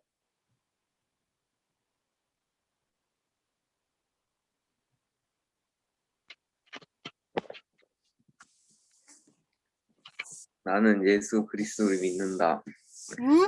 아버지가 사랑하신다고 믿는다. 나는 응? 성경을 믿는다. 이렇게 3개. 그러니까 나는에다가 포커스를 맞춘 거죠. 그죠? 네. 그러니까 그렇죠. 나는 믿는다는데 다른 것들은 지금 보신 거 지금 아준 학생이 얘기한 것대로 다 나는 그렇죠. 딱 2개도 되죠. 나는 믿는다라고 하는 것하고 그거 나머지는 아니에요. 맞아요. 맞습니다. 아주 잘하셨어요. 오. 자, 이렇게 둘로 나누는 것도 가능해요. 자, 기준이 있었죠? 나는이라고 하게 되는 기준이 있어서 그 나누는 것으로 이렇게 둘로 나눴어요. 그것도 가능하죠. 또 다르게 다른 분들은 어떻게 나누셨나요?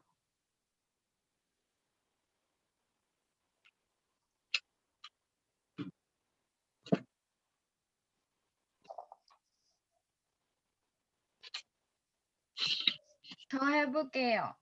예. 누구죠? 이름을 얘기해 주. 저 박가연입니다. 박가연? 예. 저는 신천지랑 무슬림, 불교도, 예수 그리스도, 그리고 그 돌 쌓고 절하는 그거랑 나머지 2개로 나눴는데, 금방 말한 거는 어떤 존재나 또는 종교적인 그런 걸 믿는 것 같고, 나머지는 사람에게 뭐 기대를 한다든지 또는 사실을 믿는 것 같아서 그렇게 나눴어요. 제가 정말 대단해요. 그러니까 지금 그 기준이 어떤 초월적인 절대적인 것을 그러니까 우리 이 세상에 있는 그것에 어떤 초월적인 영적인 것을 믿는다라는 것하고 지금의 이제 사람들 일반적인 사람들이 믿는다라는 것하고 구분하고 있다라는 거죠. 네. 네. 아주 좋아요. 아주 좋아요. 또 있나요? 저기 목사님 지금 발표한 친구들한테는 지금 약속하신 문상 꼭 전해 주시기 바랍니다. 네, 드립니다. 네. 김시우 학생 손 들었습니다. 예, 시우. 저는 세종대왕하고 응? 태양은 지구를 돈다고 믿는다. 이거 응? 두 개는 주관적인 관찰을 토대로 믿는 것 같고, 다른 거는 응? 주관적인 경험으로 믿는 것 같아요. 주관적인 경험하고 객관적인 사실하고. 그죠? 주관적인 관찰. 주관적인 관찰. 아주 되게 철학적인데요? 맞아요. 근데 충분히 납득돼요. 오케이. 아주 좋아요. 충분히 저도 이해가 됐어요. 어떤 의도인지. 그러니까 지금 이렇게 나눈 거, 또 다른 친구 있나요?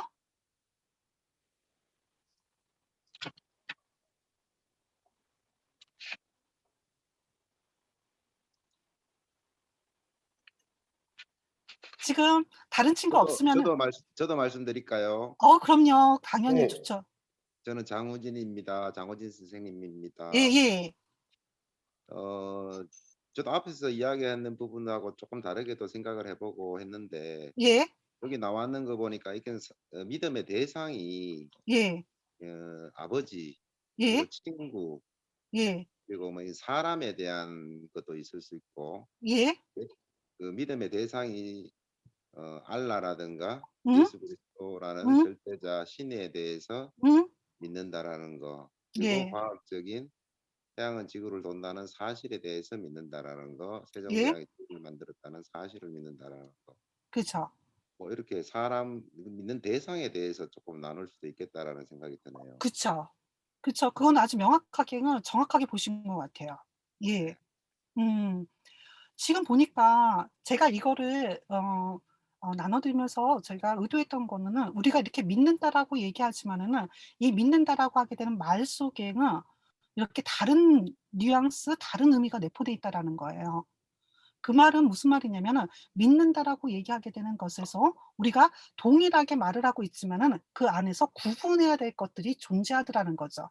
내가 예수 그리스도를 믿는다라는 것과 그다음에 내가 무슬림이 알라를 믿는다라고 얘기하게 됐을 때 그 구분하는 것, 그 구분 지점들이 존재하더라는 거죠. 무슨 말씀인지 이해하시나요? 그래서 중요한 것은 내가 그리스도 안에서 믿는다라고 얘기했을 때 우리가 일반적으로 사람들이 얘기할 때 믿는다라고 했을 때에 참이라는 것하고 거짓이라고 하게 되는 것에 구분이 있다라는 거예요. 지금 아까 전에 보시게 되면 무슬림이 알라를 믿는 것과 나는 예수 그리스도를 믿는다라고 했을 때 이 무슬림이 알라를 믿는 것하고 지금 내가 예수 그리스도를 믿는다고 했을 때 그 믿음의 대상이 누구인지를 정확하게 아는 게 필요하다라는 거죠. 분명히 무슬림이 알라를 믿는 것은 뭐 그 사람들한테는 당연하고 그 사람들한테는 진리일지 모르겠지만은 분명히 그들이 믿는다라는 것하고 우리가 예수 그리스도를 믿는다라고 하는 것은 참과 거짓이라고 하게 되는 구분이 거기에 존재하더라는 거죠.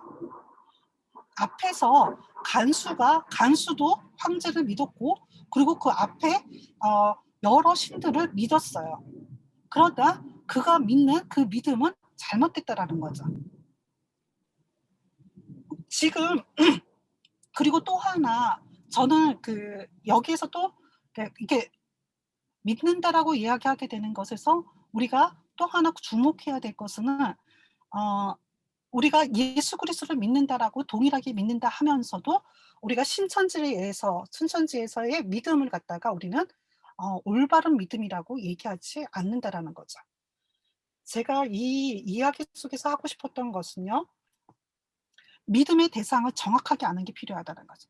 그러니까 내가 믿는 참된 믿음이라고 한다는 것은 믿음의 대상이 누구인지를 정확하게 알아야 되고요. 그 믿음의 대상인 예수 그리스도께서 우리를 위해서 무엇을 하시는지 그 구원의 내용을 정확하게 알아야 된다는 거죠.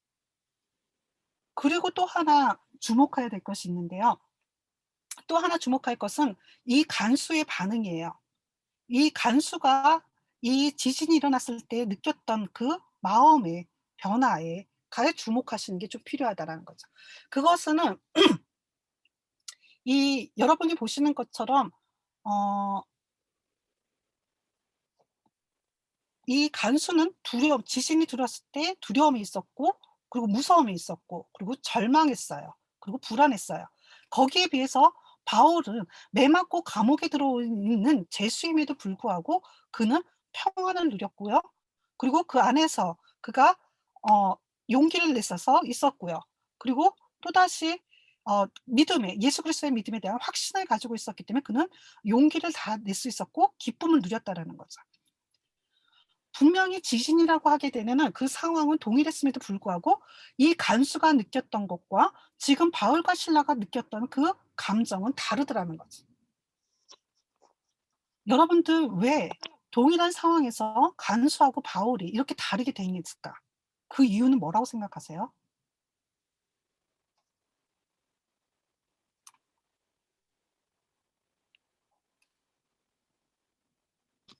믿음의 대상이 달라서요.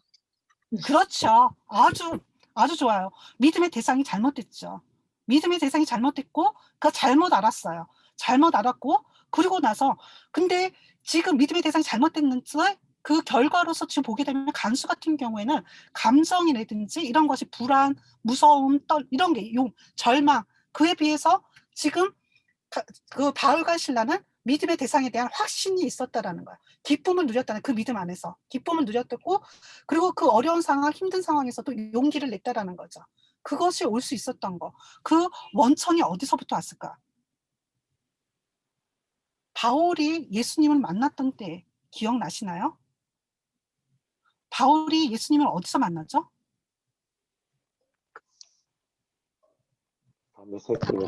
그렇죠. 다메섹에서 만나죠. 그때 다메섹에서 만났을 때 이 바울은 엄청난 경험을 하게 됩니다.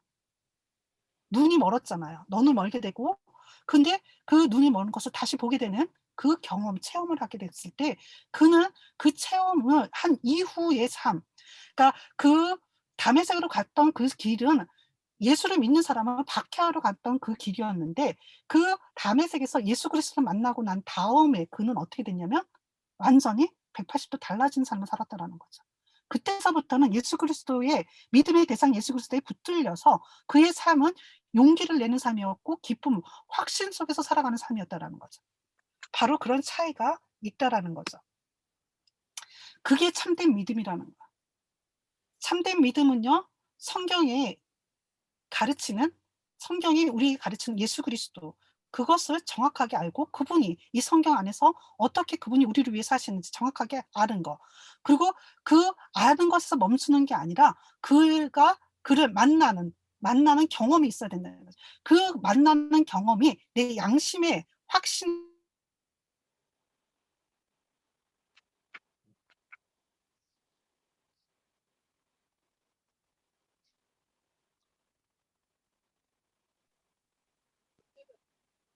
교수님 쪽에서 렉이 걸린 것 같습니다. 잠시만요.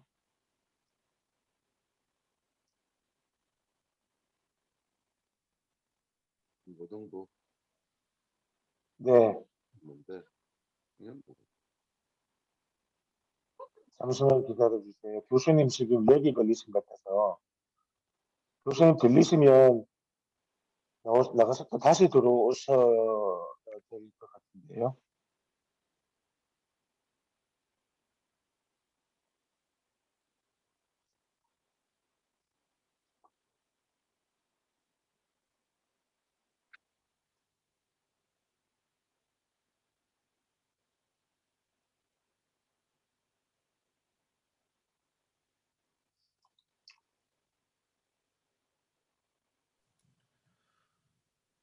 이런거 목사님, 네네. 예, 저희가 교수님, 원래 3시 반까지 강의고 4시에 조별 모임인데 지금 우리가 조별 아, 모임 그렇네. 교수님이랑 하고 네. 있잖아요. 예, 그러면 따로 네네. 조는 조모임은 없는 건가요? 지금 원래 저희가 선택 강의로 들어가서 했었어야 되는데 지금 제가 호스트라고 하지만 호스트 기능이 사실 지금 제약이 없거든요. 그래서 괜찮으시다면 지금 교수님이 하시는 것을 전체 저희가 하고요. 조별 모임 자체는 지금 하고 있는 것을 좀 대신하고 단별로 선생님들께서 좀 나중에 이 부분들을 조금 녹화된 영상들을 중등부는 중등부, 고등부는 고등부 이렇게 나눠서 좀 더 공유하면 어떨까 싶습니다. 네, 알겠습니다. 네, 제가 네, 잠시만요. 교수님 들어오셨죠?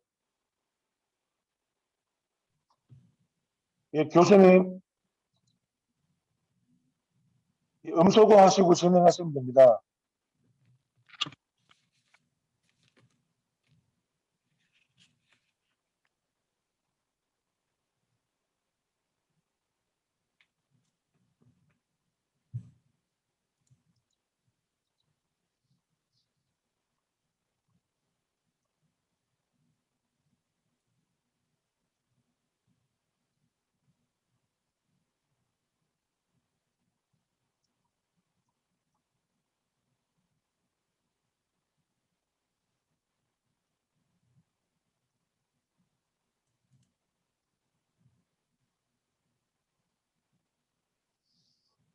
네, 조금만 더 기다릴게요.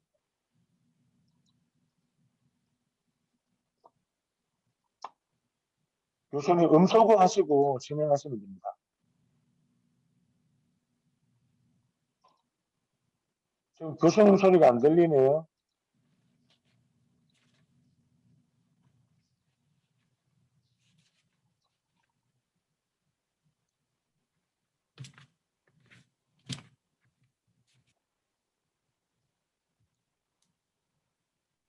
제 소리 들리나요?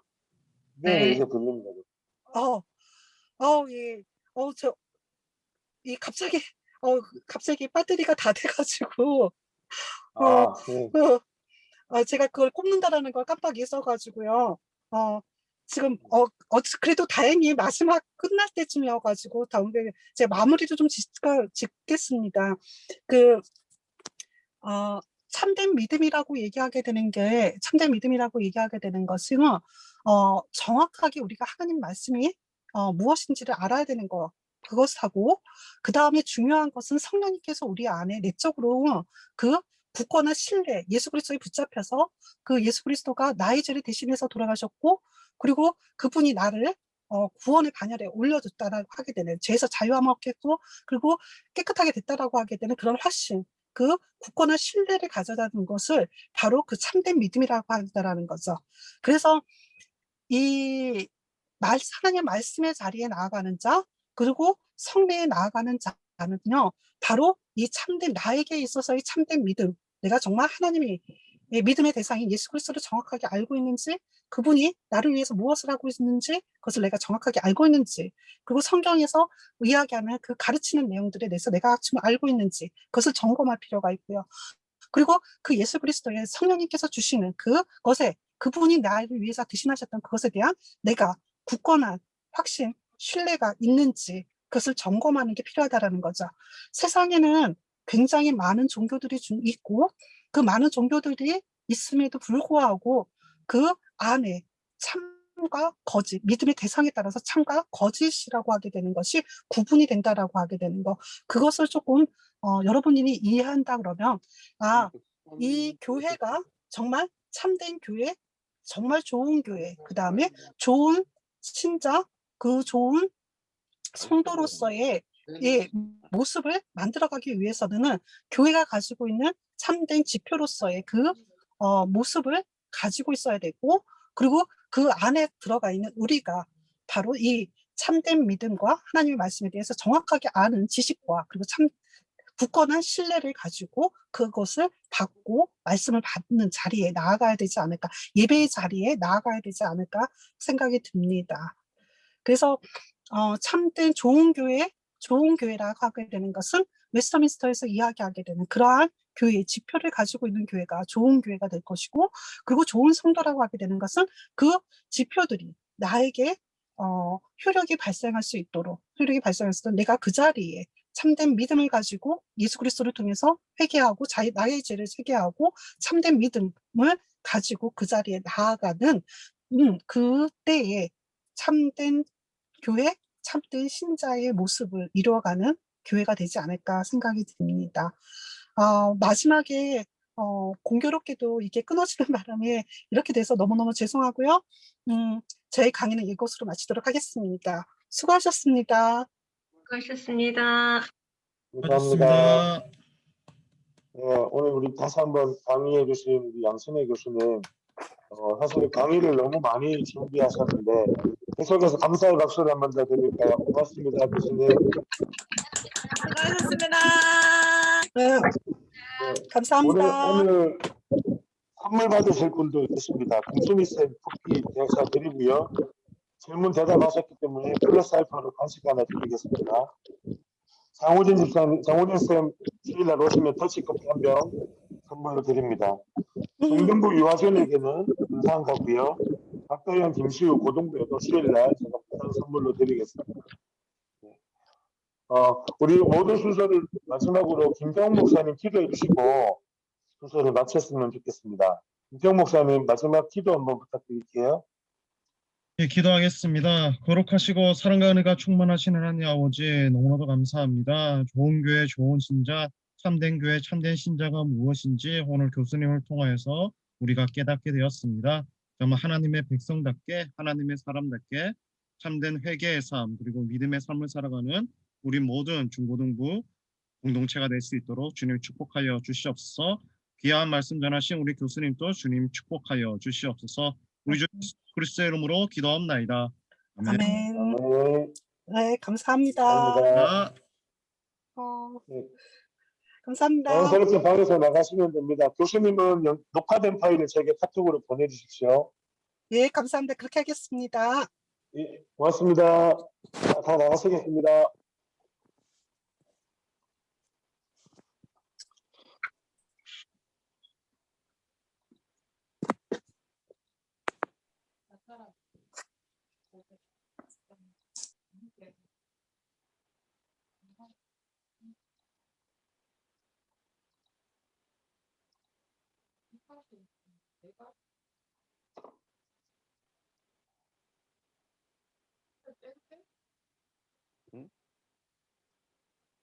됐어.